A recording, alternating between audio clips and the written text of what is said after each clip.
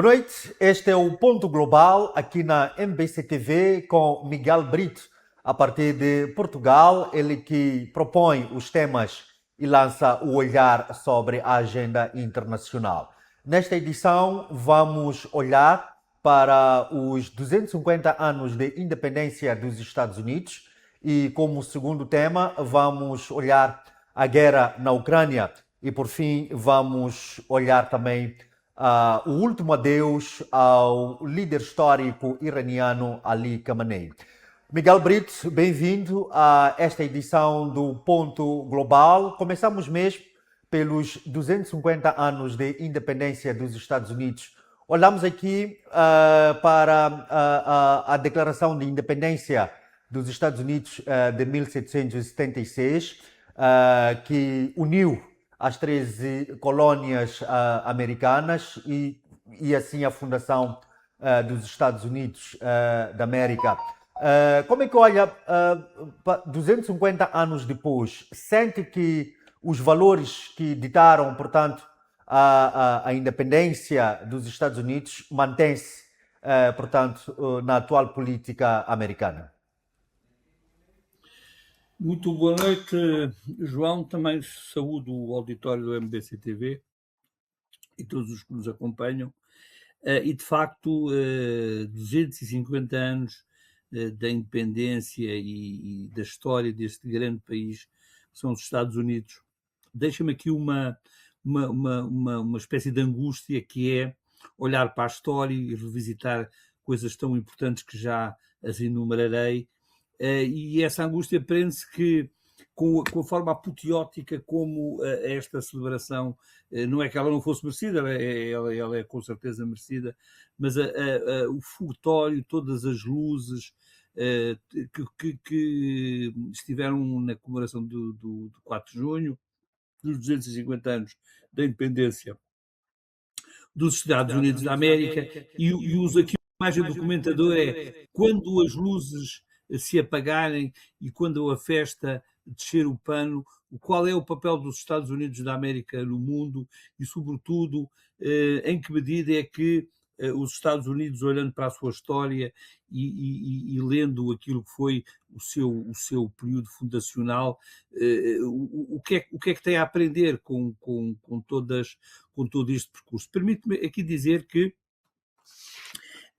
a própria formação dos Estados Unidos, após ou antes da Declaração de 1776, que junta estas 13 repúblicas, os Estados Unidos é uma história de imigração. É uma história de imigração, sobretudo de origem europeia, mas muito diversificada. Não foram só os ingleses. Eu recordo que a comunidade que fundou Nova Iorque era conhecida por Nova Amsterdã e era uma comunidade de neerlandeses que se deslocaram, e o mesmo se passou relativamente a também comunidades escandinavas, e portanto foi uma mescla. Mas após isso, o fio condutor daquelas comunidades, aquilo que foi a sua afirmação política, sempre foi uma afirmação à volta de uma reação relativamente à coroa britânica, e eu aponto aqui dois aspectos muito importantes que têm que ver com aquilo que são os Estados Unidos, que é a expressão do empreendedorismo, a força do empreendedorismo contra os ditames da coroa, manifestados, por exemplo, em questões de natureza fiscal. Foram muitas as revoluções fundadas na questão dos impostos, que deu lugar até a que matérias de natureza fiscal, de cobranças de impostos, tivesse que ser feita por autorrepresentação, que fosse o povo a ditar aquilo que devia ser objeto de fiscalidade e não o Estado a impor, ou a coroa a impor aos cidadãos e aos empresários, à comunidade aqui empreendedora que forjou a história dos Estados Unidos. Isto aconteceu de forma muito, muito incisiva, de forma muito combativa. Isto é a história dos Estados Unidos da América, que tem uma declaração política de Jefferson, que é uma declaração política inspiradora, de luta contra uma potência que a colonizava, que de certa maneira a espezinhava, ou pelo menos tinha uma tutela, e portanto este gesto fundacional associado à liberdade e associado à afirmação dos Estados Unidos, ele contém em si um elemento de liberdade muito importante e muito determinado. E depois toda a história dos Estados Unidos é feita como uma espécie de busca. Eu recordo o filme Era Uma Vez na América, que é um filme em que é um país onde tudo é possível, onde é possível construir uma vida até ínvia, ou seja, fazer direito sobre linhas tortas, chegar ao sucesso, chegar à capacidade de poder agregar família à sua volta, sempre fundada nos valores da liberdade, valores do empreendedorismo, da iniciativa privada. Isso é realmente a história americana em que nós vivemos, em que nós aprendemos a perceber como é que a dinâmica de uma sociedade desta natureza se formou. E o que é que acontece hoje? 250 anos depois da independência, os Estados Unidos estão num verdadeiro beco sem saída. Primeiro, eu escolho aqui dois pontos que me parecem ser muito importantes. Em primeiro lugar, tem um nível de endividamento relativamente ao PIB absolutamente asfixiante, ok? Marcado também por aventuras de natureza bélica que vão agravando sempre aquilo que é o endividamento dos Estados Unidos. E, sobretudo, o que é visível hoje nos Estados Unidos, até para comparação com outros países, é que deixou de ser a terra do tio Sam, deixou de ser a promessa para os jovens que querem ter uma vida melhor, que para ali partem e que ali fundam os seus negócios, prosperam, constituem as suas famílias, e isso desapareceu. Este paradigma, que os Estados Unidos era uma espécie de lugar onírico para todas as pessoas que queriam emigrar, que queriam fazer a vida, isto desapareceu. Hoje, outros países, nomeadamente na Europa e noutras latitudes geográficas, oferecem muito melhores condições para que as pessoas possam aspirar a uma vida ao estilo americano do que os Estados Unidos da América. E, portanto, os Estados Unidos da América hoje vive num verdadeiro beco. Eu acho que num problema até de natureza existencial, do ponto de vista até das relações internacionais. Eu recordo que, só para também mostrar aqui um traço da história americana após a Segunda Guerra Mundial, não só o simbolismo da aliança com os países europeus na luta contra o nazismo, na edificação do Plano Marshall, que era um plano projetado e desenhado para quem fazia diplomacia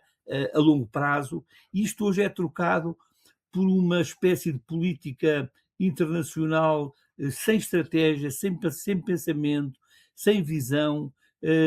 fazendo de um país que já não é o destino onírico de muitos jovens que procuram a América como o país da libertação. E, de facto, nós vivemos hoje aqui uma grande indefinição e, de facto, eu acho que o cair do pano, o fim dos foguetes e da luz, da grande festa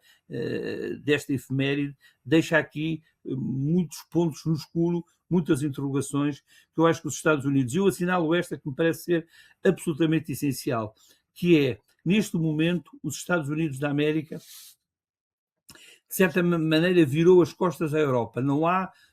a dimensão da defesa euroatlântica. Hoje vive um período de profunda crise e isso é fruto daquilo que são os pontos essenciais de uma política americana, que é uma política americana sem norte, que ataca, que não respeita o chamado princípio da soberania nacional, que descarta, não respeita a integridade territorial dos países. Eu recordo o incidente da Groenlândia, mas recordo também o incidente da Venezuela, e por outro lado tem uma política que é altamente ofensiva dos direitos humanos, numa aliança estratégica com Israel, em que os Estados Unidos da América é um parceiro inequívoco naquilo que são os resultados numa verdadeira violação, exterminação de populações, que ocorreu em Gaza, que ocorre no Líbano, e de facto os Estados Unidos não é alheio a este caráter mais bélico de que Israel é protagonista por excelência, mas com quem acaba por ter uma espécie de veio umbilical, e portanto o cenário futuro é muito preocupante. Para aquilo que foi o discurso de Donald Trump, o seu discurso, o Miguel falava aqui sobre a necessidade da proteção dos direitos humanos. Trump, no seu discurso, garantiu que os Estados Unidos continua na liderança, portanto, na proteção dos direitos humanos, que os Estados Unidos continua um grande país e está cada vez mais a crescer. Como é que olha para este discurso? Eu não vou dizer que os Estados Unidos fazem um discurso que corresponde ao estrutor do moribundo, de um país que está em crise e reafirma de forma mais ou menos oca uma grandeza que não tem. Hoje eu acho que a grandeza dos americanos, de facto, só existe é obviamente um grande país, mas se nós compararmos no plano internacional e compararmos com a economia mundial, nós sabemos que a posição dos Estados Unidos não pode alardear essa prosperidade que eles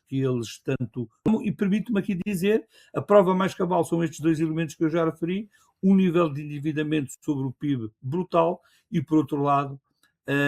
uma espécie de perda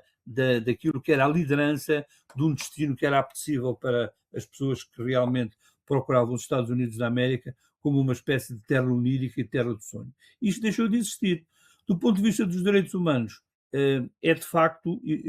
olhar para a história mais recente e percebermos o extermínio de populações, de ataques sem uma estratégia de forma fortuita, no caso do Irão, na intervenção em Gaza, na intervenção no Líbano, embora não diretamente, mas com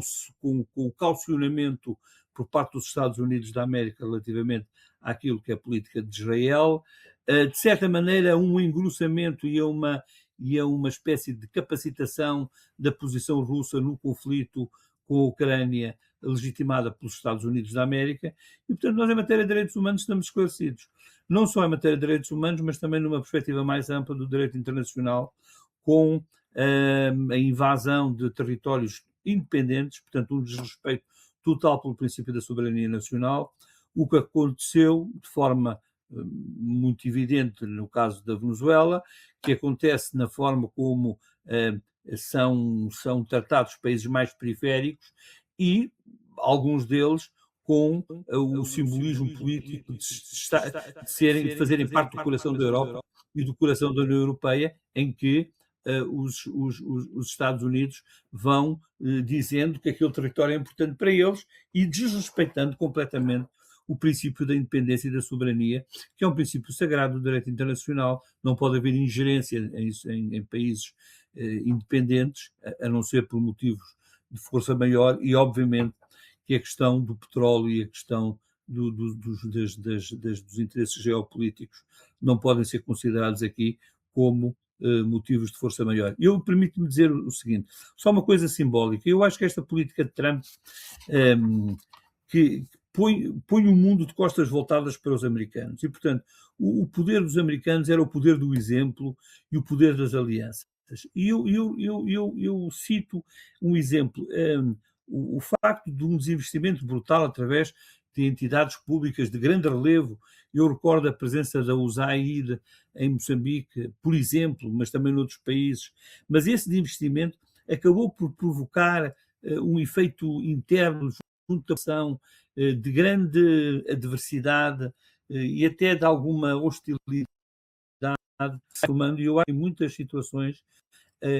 os Estados Unidos vai pondo o mundo de costas voltadas para ele próprio. Já citei aqui o exemplo da Europa, não faz sentido que não haja uma sintonia na defesa do mundo ocidental, reafirmada pelos Estados Unidos da América, mas os Estados Unidos da América acaba até sobre questões importantes da defesa dos valores ocidentais, uma visão contabilística, porque diz que gasta muito e que agora os outros países também têm que colaborar numa atitude completamente irresponsável em questões de alto relevo da chamada saúde pública. Veja essa forma como os Estados Unidos da América geriu a sensibilidade com que o fez na questão da luta contra o Covid, dando lugar a manifestações do mais básico do ponto de vista populista, naquilo que eram afirmações ao nível dos mais altos cargos da vida pública americana. E, portanto, eu acho que os Estados Unidos da América, neste momento, parece que vive zangado com o mundo e substituiu, e não há nenhum sinal que nos diga que a orientação estratégica dos Estados Unidos tem uma linha de prumo, tem um objetivo, tem uma finalidade. Nós vemos velhos países e continentes que tinham uma aliança muito importante para a proteção de valores muito importantes. Exato. Vamos olhar para o segundo ponto que alinhamos aqui neste programa. Vamos olhar para a guerra na Ucrânia. Sem fim à vista, e os ataques por parte da Rússia intensificam-se, a Ucrânia também a responder com os ataques através de drones. A diplomacia continua aqui a falhar para pôr fim a este conflito que já dura há quase 4 anos. Eu acho que, de certa maneira, este conflito, sobretudo na tonalidade que ela hoje vem assumindo, porque se houve um período em que se reconheceu que o papel dos Estados Unidos seria determinante no fim da guerra entre a Rússia e a Ucrânia, entre a Federação Russa e a Ucrânia, o que nós verificamos hoje é que, de facto, hoje a guerra da Ucrânia contra a Rússia, naquilo que é, digamos, o seu incremento até do ponto de vista dos meios e dos recursos, é hoje um conflito entre a Rússia e a Europa, porque quem sustenta verdadeiramente, sob o ponto de vista da aportação de meios e de recursos, a Ucrânia, têm sido os europeus. E, de facto, o que nós percebemos é que os europeus vivem uma grande perplexidade, porque hoje falam, cada país fala, e a União Europeia tem essa visão estratégica de que é preciso dotar os orçamentos da Europa do reforço de tecnologia ligada para a defesa europeia. Essa defesa europeia não é feita em concatenação com os Estados Unidos da América, que era o velho aliado da Europa, e o que nós reparamos é que, de facto, o incremento do conflito da Rússia e da Ucrânia é, por um lado, a perplexidade. A Europa ainda não sabe em que termos é que vai verbalizar aquilo que é o seu discurso de defesa. Qual é que vai ser o cenário com a ausência dos Estados Unidos da América no quadro de uma aliança atlântica? Porque os Estados Unidos da América já vêm dizendo que os europeus que organizem a sua própria defesa, e o que nós verificamos é que há uma grande crise na União Europeia de liderança política que assuma realmente. A Europa tem vindo a fazer de forma atomista um grande investimento na área da defesa, mas se nós olharmos para aquilo que vai ser a liderança política deste projeto militar, nós não conseguimos identificar e reconhecer, porque a Europa vive muito dividida e dilacerada, com uma situação do ponto de vista interno dos seus países, a defender uma política que é contra o aprofundamento da União Europeia. E, portanto, nós vivemos momentos de grande perplexidade, e o facto é que eu acho que a luta, o palco do conflito da Ucrânia e da Federação Russa é um palco de conflito entre uma Europa que ainda não se encontra assumida, mas que, por um lado, também tem um instinto de perceber que, se não assumir esta defesa intransigente de uma invasão também gratuita da soberania e do território ucraniano, com as implicações económicas que isto representa, nós não teremos paz. Enfim, esperemos que a diplomacia possa vir a assumir o seu papel e que, de facto, apesar da agudização do processo militar e da perda de vidas na Ucrânia e na Federação Russa, das fronteiras entre a Ucrânia, muitos esforços. Eu recordo que recentemente houve um fórum na Polónia já virado para o futuro e para aquilo que será a reconstrução da Ucrânia este curto prazo. Tempos de vida, tarda a chegar e os votos são de que a diplomacia realmente consiga encontrar aqui um terreno que lhe permita lançar as bases de um acordo que cesse, que faça cessar a guerra e que garanta a paz e o desenvolvimento na região. Mas de facto, esta tibieza dos Estados Unidos da América e este conflito latente com os europeus em área de defesa, eu acho que acabam por contribuir para uma espécie de encarniçamento da Federação Russa, que insiste em vergar o seu adversário, mas já percebemos que não é fácil fazê-lo, porque a Ucrânia transformou-se no maior exército europeu, mas fruto de um grande investimento dos europeus na sua capacitação. E, portanto, vejo aqui com muita perplexidade também cenários que a Europa tem uma solução militar, mas não tem uma solução política, e a ver qual vai ser o eixo. Obviamente deixando aqui um sinal de esperança de que a diplomacia possa amaciar e possa encontrar soluções capazes de garantir paz e segurança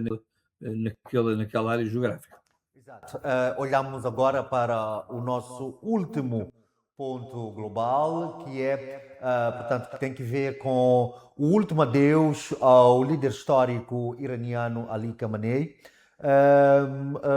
com a presença neste evento de líderes da China, da Turquia, da Rússia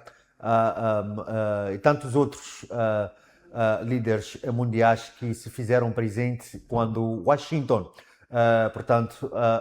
apelava aos líderes mundiais a não participarem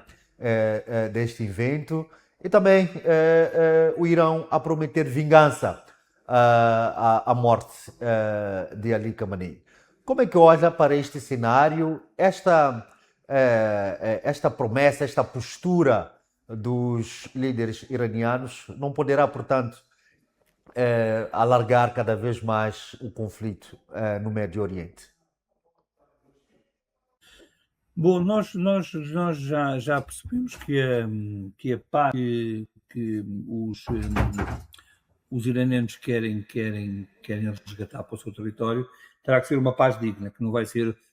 uma rendição, e isto parece-me evidente por vários motivos, até pela longevidade do conflito e por vários pontos marcantes, em que, por um lado, nós temos uma posição americana muito fanfarrónica, a dizer que vão acabar com aquela cultura, vão esmagar,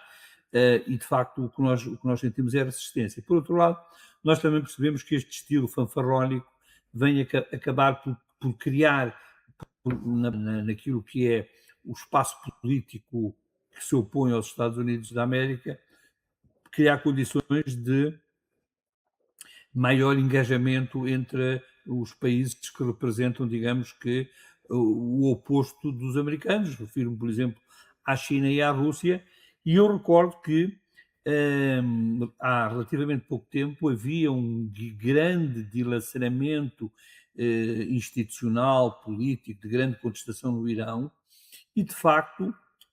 todo este período hostil relativamente ao Irão permitiu que eles se unissem à volta de aspectos que são muito mais importantes do que aquilo que os dividia naquele período, mesmo questões relacionadas com a violação doméstica de direitos humanos, de falta de liberdade, de oligarquias. O facto é que o Irão hoje encontra-se unido à volta daquilo que foi a sua humilhação e que é um atentado gratuito relativamente a figuras gradas do seu regime político. Eu acho que a diplomacia uma arte fina que mistura condimentos de história, de ciência política, muito importantes na sua formação e que tem, sobretudo, um grande património de doutrina. Mas eu permito-me aqui referir, porque não deixei de ser alheio à questão humana, à dor dos líderes, para que choravam copiosamente a perda de irmãos seus que morreram nestas condições. E, de facto, eu acho que hoje há uma espécie de elemento que eu chamaria psicanálise das relações internacionais, que deixam marcas profundas nos nos seus povos, que deixam uma semente de grande vingança, de grande insatisfação e de perda de lucidez e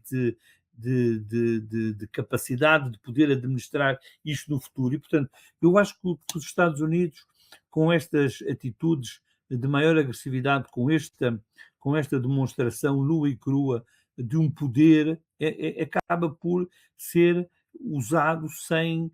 nenhuma estratégia que seja uma estratégia que a gente perceba que há aqui uma lógica e há aqui um caminho. Bem pelo contrário. O que nós achamos, e eu não deixo de ser sensível a isto, é que realmente a semente que se lança sobre a dor humana de um povo, de uma nação, aos filhos dessa nação, isto tem efeitos muito fortes a longo prazo. E, portanto, era muito importante que, como diz um cantor português, pá, que o amor possa vencer as coisas. A política internacional não é feita só de ingenuidade, mas é preciso perceber, e isto parece-me ser óbvio, que esta tentativa de subjugação, de humilhação de um aparente derrotado, que, enfim, até prova contrário, não é derrotado. Esta forma como se faz, as pessoas, se estudassem um bocadinho sobre o direito da guerra, percebem que no direito da guerra o respeito pelos derrotados é um princípio e é uma regra jurídica acolhida em tratados de natureza internacional. E o facto é que nós temos aqui um discurso que vive da apoteose dos foguetes, mas que depois, quando os foguetes apagam, parece que fica tudo escuro e ninguém sabe verdadeiramente o caminho que deve seguir. Confesso que acho que foi muito pungente, a comunicação social também é muito forte em deixar estes momentos de pungência, mas também a vida política internacional é feita destes pequenos registros, mas não deixou de ser muito pungente, e qualquer pessoa sensata e de bom senso não vai dizer que aquilo é um fake e que a dor espelhada nos rostos dos altos dirigentes políticos mostra que muitos dos milhões que ali se associaram partilham profundamente dessa dor e que nós não sabemos que resultados é que isso a prazo poderá ter naquilo que é, digamos que, o dia a dia, até que ponto é que isto vai ou não fortalecer, ser uma espécie de nutriente naquilo que é o terrorismo, daquilo que é a reação relativamente a uma ordem, que é uma ordem que deixou de se fundar no direito para se alcandorar na força, sem estratégia, sem pensamento, e os 250 anos da história dos Estados Unidos é uma história muito bonita de ser contada, com muitas manifestações de liberdade, de morte, mas de morte pela luta, pela vida, por melhores condições. E, de facto, hoje nós vivemos os Estados Unidos muito virado para um show pirotécnico, sem grandes resultados práticos, pelo menos que se verifiquem a curto, médio prazo. Muito obrigado, Miguel Brito, pela sua análise exaustiva destes três temas que alinhamos para esta edição do Ponto Global. Agradecimentos extensivos a si, estimado telespectador e internauta que nos acompanhou nesta edição. Obrigado pela audiência. Nós nos despedimos com promessas de cá voltarmos na próxima segunda-feira com mais tema aqui neste espaço. Adeus, até a próxima.